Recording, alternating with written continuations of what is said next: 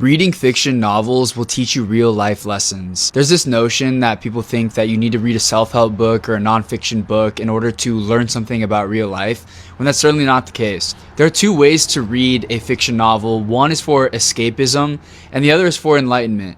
You can read a book to escape and be entertained, follow the trope or the journey that the character goes on, finish the book, put it down and say, wow, that was nice, I'm going to get back to real life. The other way you can read a novel is through the lens of enlightenment. So you're reading the book looking for the life lessons. And I'm telling you right now, there's always a life lesson to pull from the books that you read, whether they're fiction or nonfiction.